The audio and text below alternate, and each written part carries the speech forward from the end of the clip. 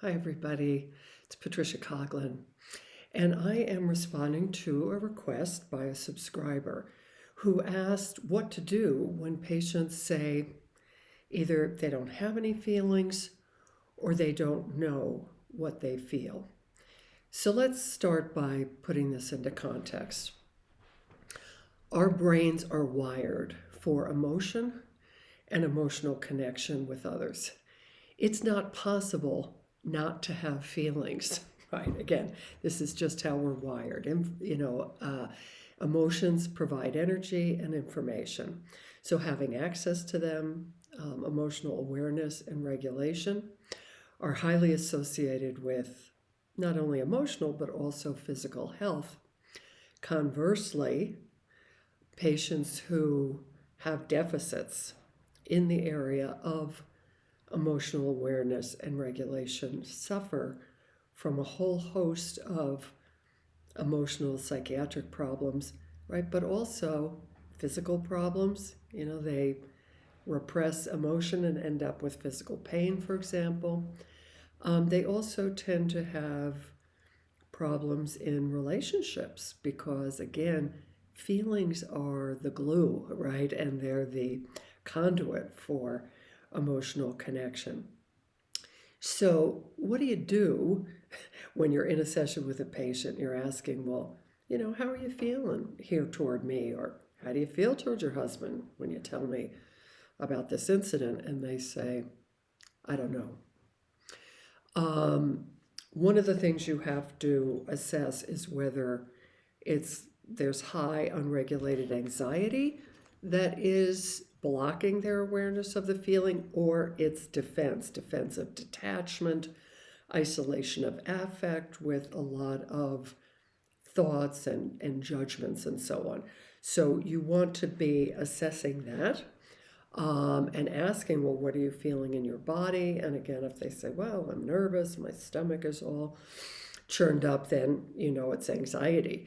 If they're saying, nothing really, then you're looking at massive detachment, right? Both from themselves and from others.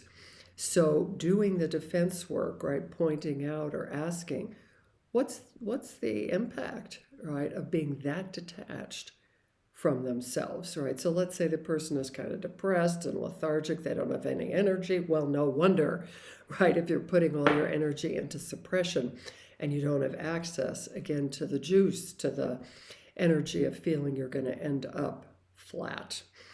Certain patients, I find, almost need to be acquainted with their feelings, just like we talk about acquainting a patient with their defenses. So I'm thinking of one woman who, when I would ask her about, yeah, well, what's your feeling, towards your husband? And she'd say, feel? I mean, in what way feel? I know what I think and I know what I do, right? But the big missing piece, right, were those feelings. And yet, as she said that, I saw tears coming to her eyes. So I picked that up and said, well, that's what you say, right? But it looks to me like there is a feeling coming up right now. Are you aware of that? There are tears in your eyes. And she said, oh, yeah. So, I mean, a lot was going on emotionally. She just wasn't paying any attention to it.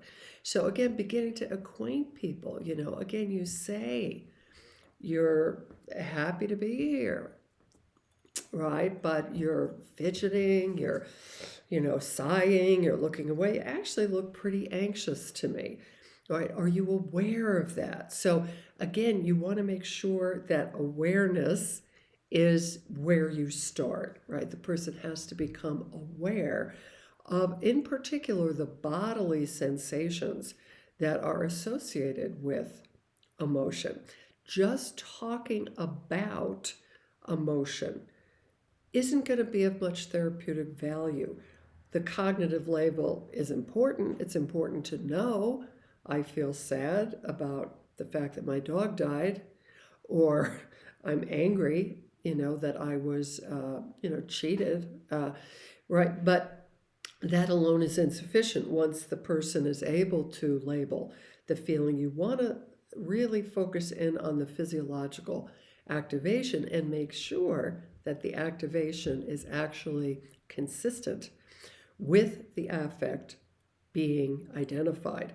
So again, if someone says, I'm furious, but they're crying, there's a disconnect there, right? They're using tears to cover up the anger. It can go the other way as well, right? With someone using anger, right, to cover up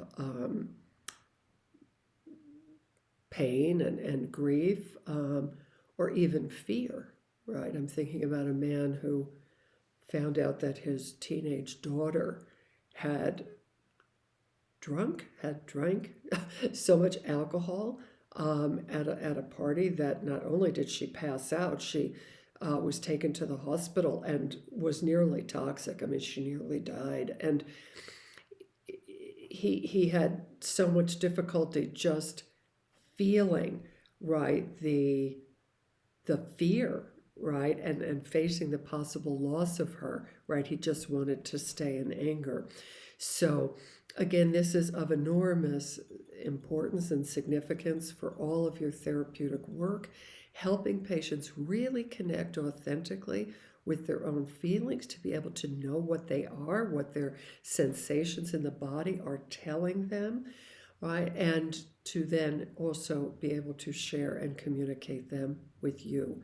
So please give me feedback. Let me know what else you want to know about this important topic of helping patients become aware of their feelings, make sense of them, and also to be able to regulate them in such a way that their health and adaptation is actually improved. So thanks, and we'll talk next time.